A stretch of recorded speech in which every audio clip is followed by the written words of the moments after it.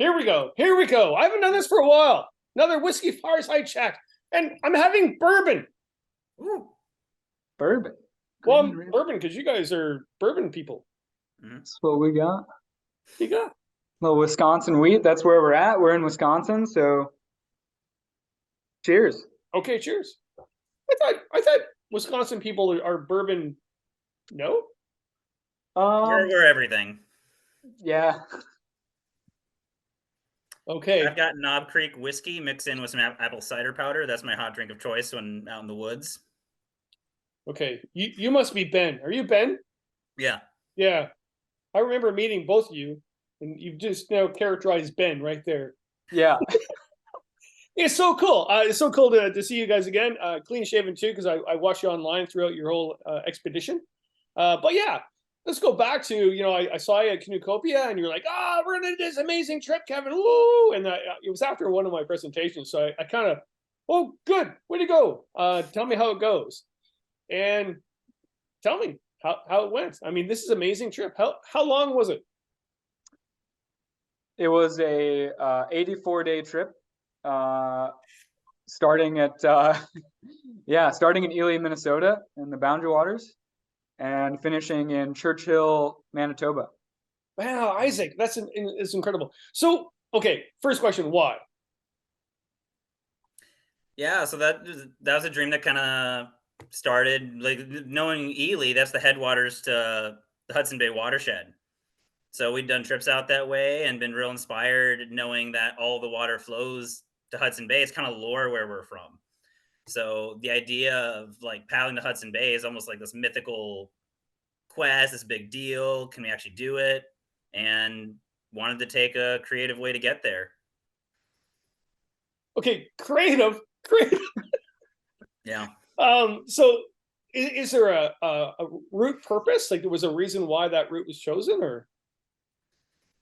Yeah, we specifically wanted to stop and hit the Bloodvien River, which is out of the way. To get to the Bloodvien River from Ely takes a lot of portaging and switching watersheds, because the typical way to get to Hudson Bay would be follow the border west into Lake of the Woods, into Lake Winnipeg, and take it from the bottom.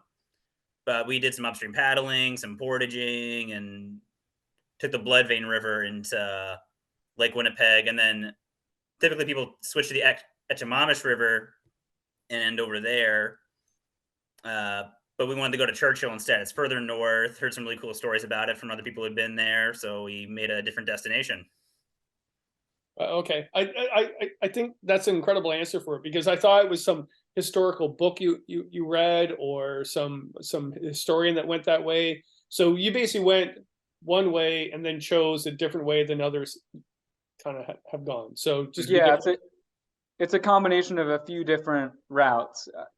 Canoeing with the Cree is a very popular book, and that follows up part of the route. And I know Ben can probably tell this part better, but he knew a professor that had done the northern part of this route, but had to get stopped because of forest fires. And so we wanted to go in and complete that crossover between the Nelson River, which a lot of people will paddle, the York River, or sorry, the Hayes River to York Factory. But we just wanted to be that extra special and do a portage that not many people do, to get to the Churchill River watershed, to then end up in Churchill, Manitoba, and take the train all the way back to Winnipeg. So get the boat back at the end of it was I know a big factor as well in ending in Churchill, even though it seems far out of the way. But you can put the boat on the train and send it back with you. So I think that intrigued me the most when I met you guys, because again, it was a very busy show. In fact, insane busy show last year. I don't know how many talks I gave there, whatever. And you guys came up to me and you kind of gave me this boost of energy when you came up, right? Because it wasn't like, oh, we're doing Canoeing with the Cree route. I mean, I'm not knocking that at all. I think it's a fantastic route to do. Amazing people have done it. It's that you were doing it a little different. And I went, oh. So are you guys regular canoe mates, or you just met before this trip, or what happened there? We're regular adventurers together. we met when I moved to Wisconsin to work in wilderness therapy, and that's where I met Ben, and struck it off and do winter trips together. We do winter, sled trips in the Boundary Waters, and both, it's kind of brothers from other sides of the country, and both are Eagle Scouts, both have a lot of really good canoeing. We're canoeing guides for the Boy Scouts, and just wanted to keep that going. And Ben approached me with the trip, so he made the proposal. So yeah. Basically, when in doubt, blame Ben. Yeah, why am I here? Oh, right, Ben asked me to be here. No, I wanted to be there wholeheartedly, and it was really awesome to collaborate on the trip.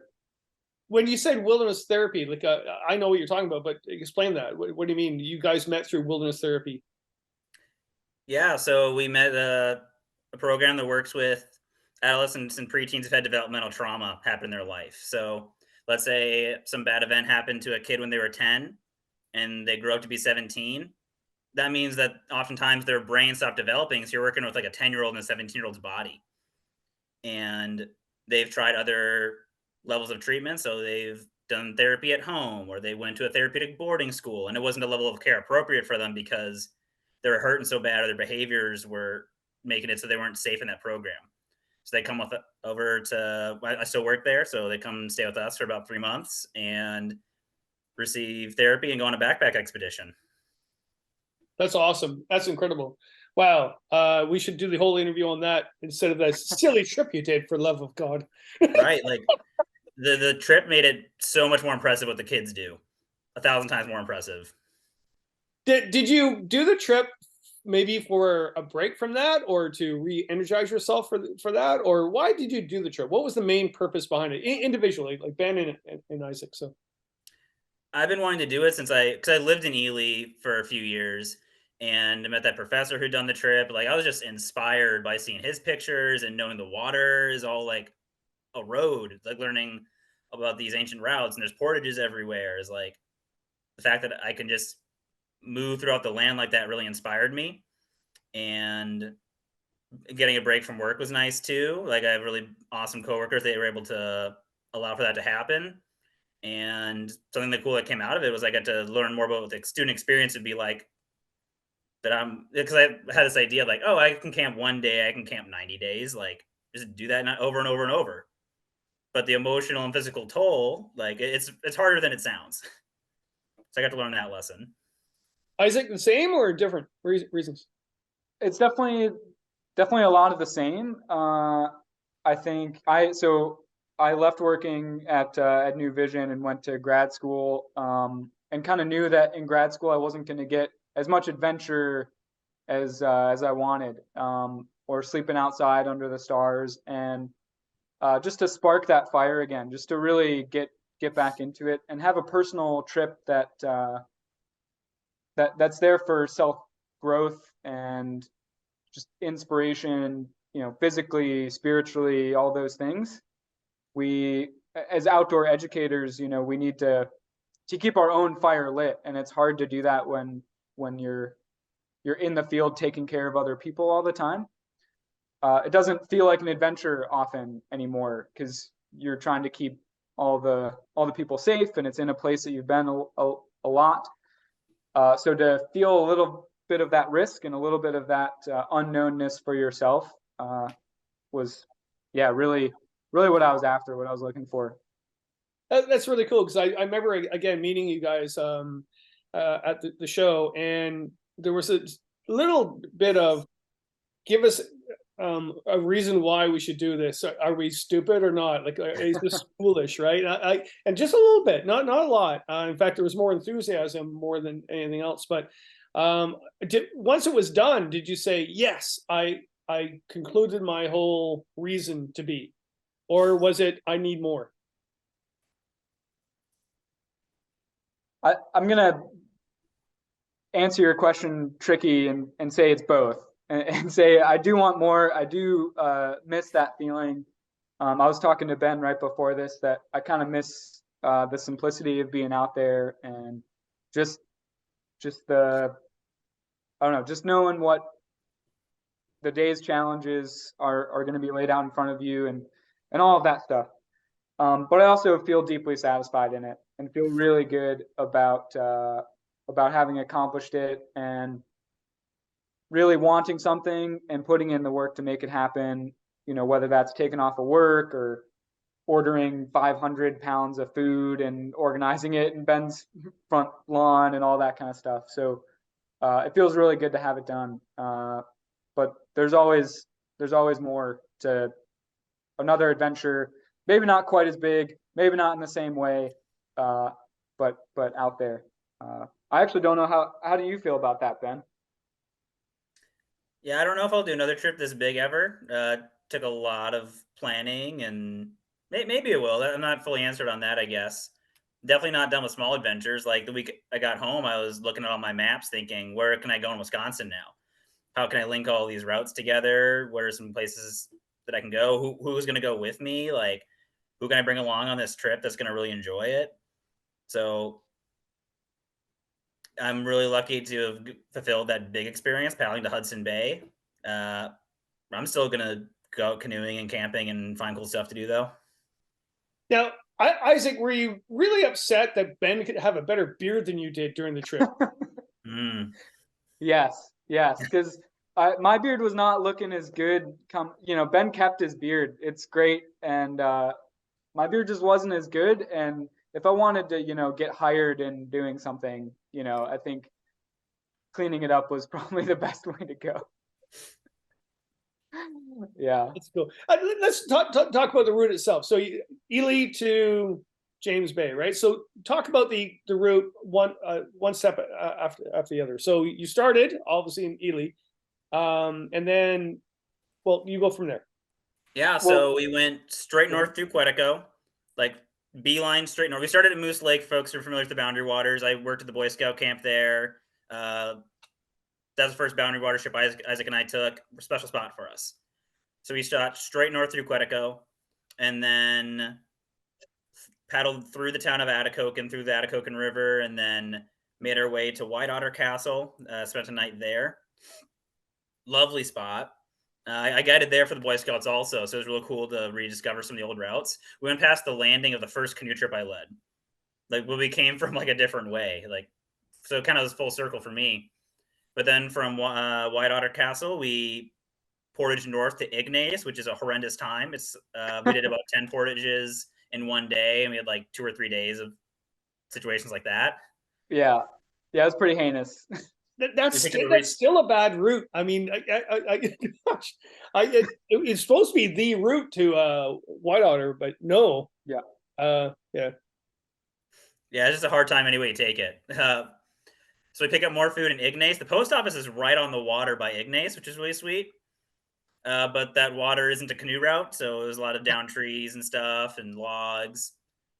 We make our way north eventually to Loch Sewell, which is a big reservoir. Not really canoed from what we gathered. Fished heavily, though. So we saw a lot of motorboats. So we spent 3 days paddling Loch Sewell, and then made our way to Red Lake, which is where we started. We picked up another resupply, and then portage into the Bloodvien River. Took that all the way to Lake Winnipeg. So that put us right in the north basin of Lake Winnipeg. And then that was a pretty hard time. That took us about 2 weeks exact to do that. A lot of windbound days. And then we got to Norway House, where we picked up our last resupply. Took the east branch of the Nelson River all the way to Split Lake. But that's where you start doing the portage into the Churchill watershed. And that took us about 3 days of portaging to do that. That was a pretty grueling time also. We had a day we went like 1.5 miles in one day. And then we went down the Little Churchill River into the Churchill River and ended at Churchill. That's amazing. Now, of the whole entire trip, and I kind of hate these questions, but they're good questions to ask as well. What would be the one section where you would want to do again? I would say the Bloodvien River. That was my first time on the Bloodvien River, and it was just epic. I mean, just white water. We had trained up. There's did a lot of whitewater practice here in Wisconsin before doing that.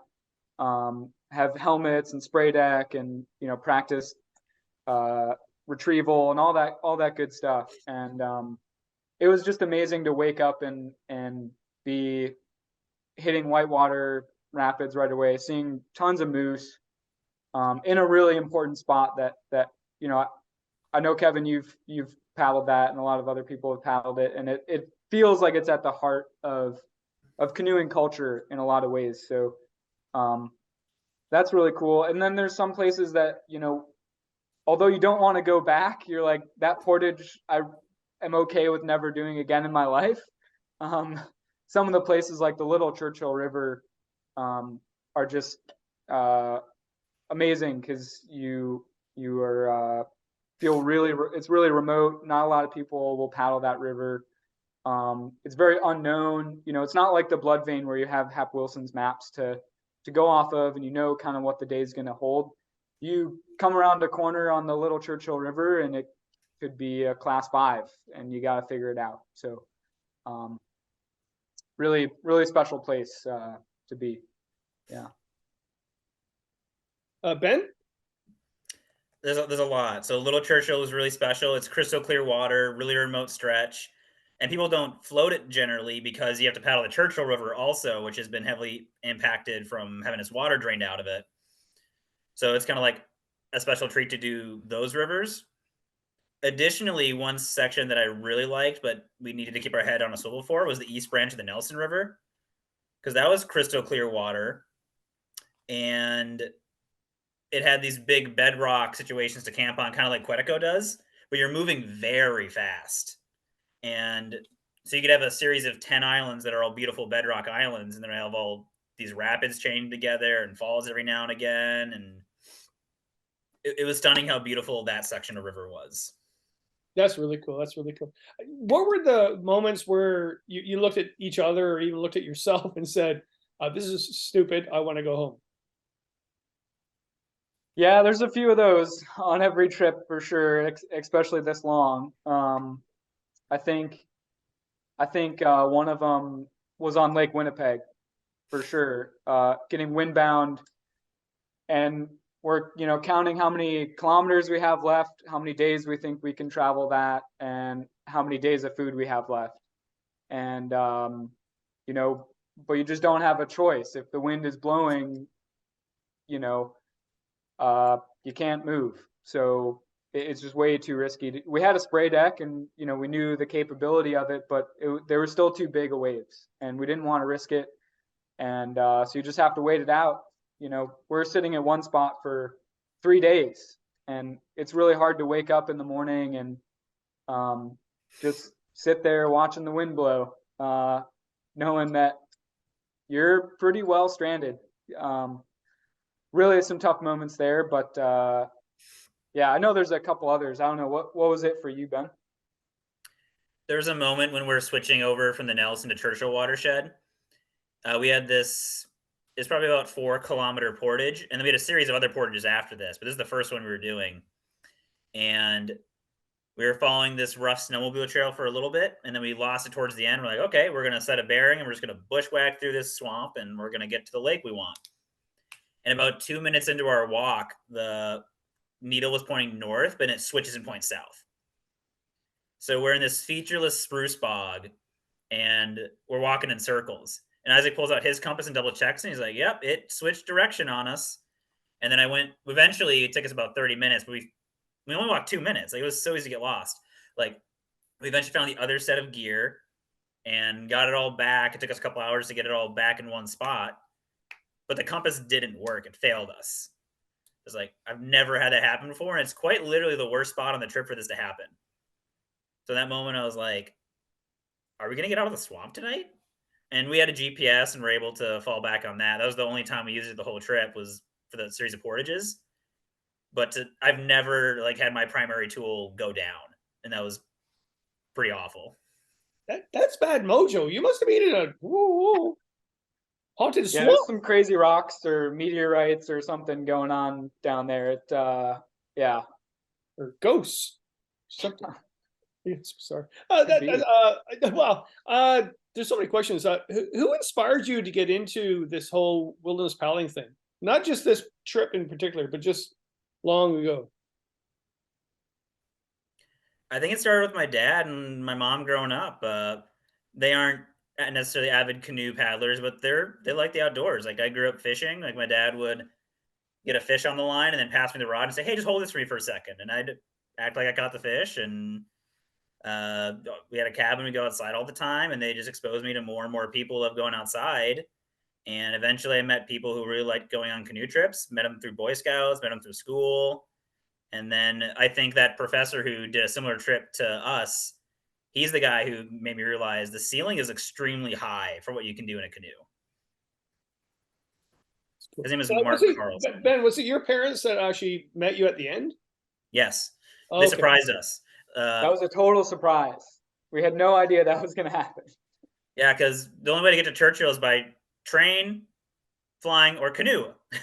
And we were coordinating a pickup with a guy named Roy. And we met Roy at the landing, and the parents walked up with a camera and surprised us. And it's like literally the last people I'd expect to meet at the end of the world.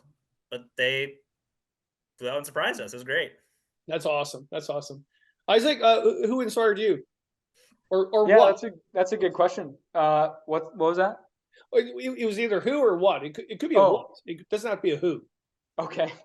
Yeah, similar to Ben, growing up in the Boy Scouts. You know, to be honest, I wasn't a great student in high school and didn't really know what I wanted to do. Which is funny because now I work at a high school. But I didn't know that you could do this. You could do this kind of stuff, and I was really uninspired. But my parents, you know, got me into Boy Scouts and pointed me in the direction. And I kind of remember the day that my mom said, "Oh, you know, you can go to school or work as an outdoor guide, right? Like you can do that." I said, "Whoa, that's really cool. I want to do that. Like that's Boy Scouts, but getting paid for it." It's like, yeah.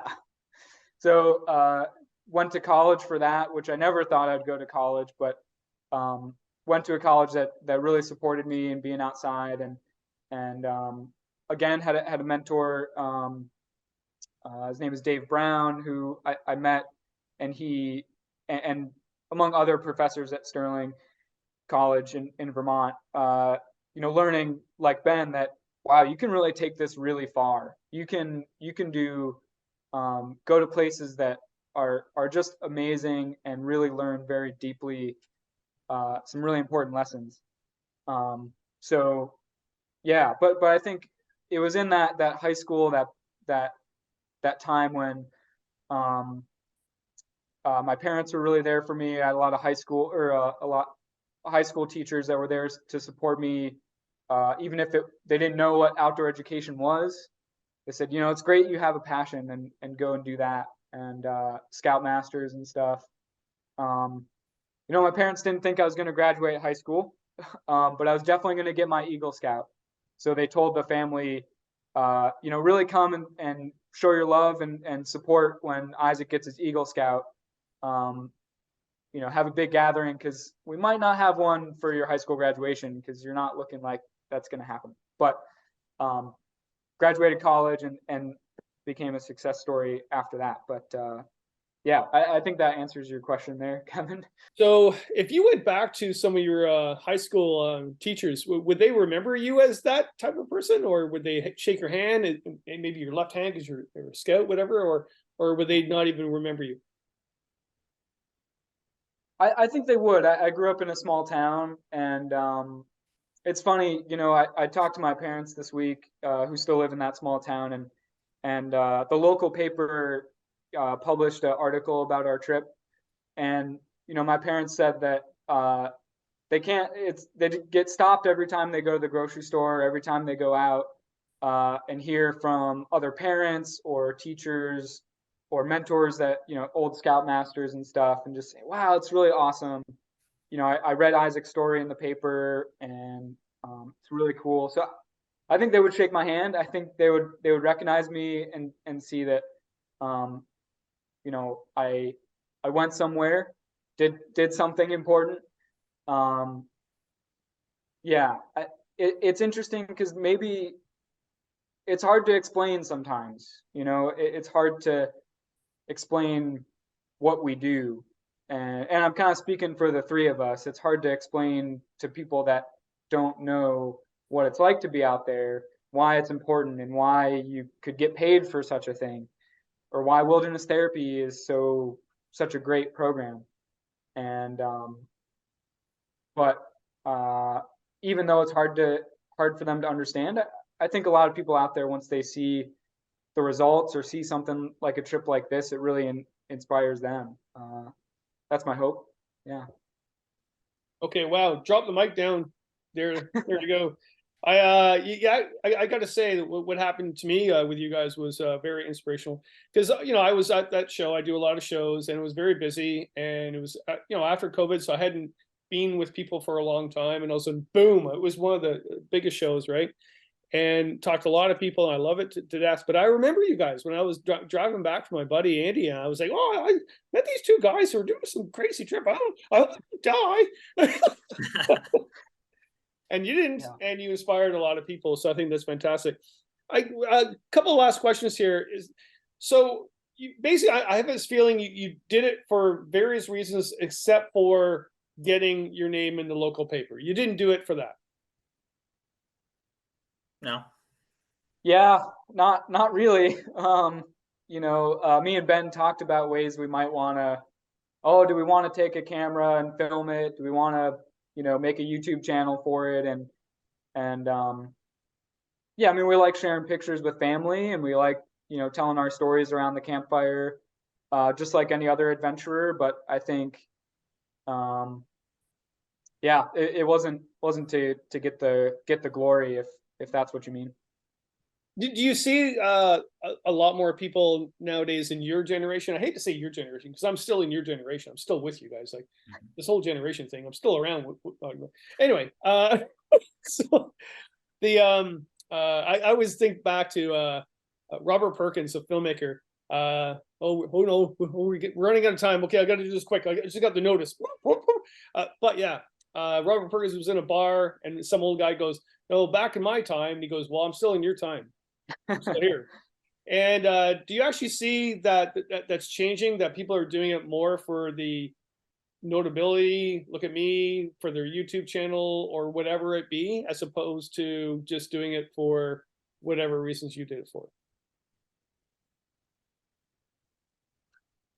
Well, I don't know. That's an interesting question because I mean, we also get very inspired by the guys on YouTube and the gals on YouTube that do trips like this. You've interviewed the Northern Scavengers, and me and Ben will watch their videos every time, and so a little shout out to them. That I think they were a big inspiration for us too.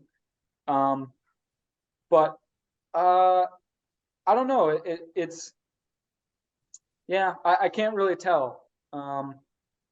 Maybe instead of writing a magazine article, they're making a YouTube video. Maybe just the medium has changed instead of the amount of people that are deciding that they want to do it for the money, if that's what they want to do it for. I don't know.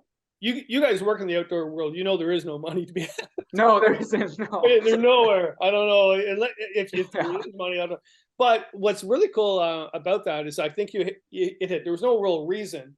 I remember being at that show, and a lot of young YouTubers were there, and a lot of older people were saying, "Oh, who are these YouTubers, whatever?" And I went, "Well, it's the new generation. Like, I don't know what your problem is." And they wanted me to knock them. They wanted me to knock the youth about, when we were on, I went, "Go away, just go away." I think that was, and that's, I think, a good topic for another thing, because we're running out of time, whatever. We can go on for like 4 hours on this one, especially Ben. He goes on and on and on. You can't shut the guy up. Oh my God. So we're running out of time, but we should talk again about this. Okay. What's next? Is there going to be a book? I know you put some video and some photos, but probably not a film. But what's next for you guys? And what's the next trip? Or does it matter what the next trip is? The joke we have right now is we're going to start trips that only start from Moose Lake, and we're going to go in the 4 cardinal directions. So next one, we're going to start at Moose Lake, but go to the Gulf of Mexico. Start at Moose Lake, but go to the Atlantic Ocean. I don't know if we're going to do that. We're going to save the Pacific Ocean for last because that'll be the hardest. But I don't know. I feel like my goals are kind of changing, like wanting to be more involved in my immediate community and get people excited about the outdoors where I am. So the big expedition doesn't necessarily fit into that view. So I think more getting involved and doing adventures close to home is what I'm thinking, with the occasional like 2-week trip in Quetico or Crownlands or something of that nature. Yeah, I mean, I'd like to write something about it. That's something, hopefully saying this on a recorded thing will make some accountability for me. But to be honest, Kevin, I am inspired by some of your writing and reading your books and your articles. And that's something I definitely aspire to, and have other adventures as well to write about that, you know, kind of go along with this type of thing. But don't expect to make money off of that for sure, but would like to share it in that way, in that kind of slow way instead of a video. But the next trip, yeah, I mean, I do like the idea of doing starting from Moose Lake. But yeah, like Ben said, just almost keeping life in a way that you feel so connected to the natural world and to adventure that you don't necessarily need to break away for 3 months and go do a giant trip to get that fire back. You know, if I have that adventure fire all the time, it's a little bit easier to not ask my boss off of work for 3 months, you know. Yeah, that is awesome, guys. Thanks so much for the inspiration. Really, you've inspired me. The moment I met you guys too at the show, and talking to you guys and knowing the trip you did, and the physical ability you needed for that, and the mental ability you needed for that, you really inspired me, and I think you've done that for a lot of other people. So thanks a lot. Cheers to bourbon. That's whiskey with an E. There you go. Cheers. Cheers. It's funny. I was just telling you guys before. I think I'm coming down with COVID, so I shouldn't be drinking whiskey. Well, maybe that might. Thanks a lot, and keep in touch. Yeah, absolutely. Yeah, thanks, Kevin. Yep. Thank you.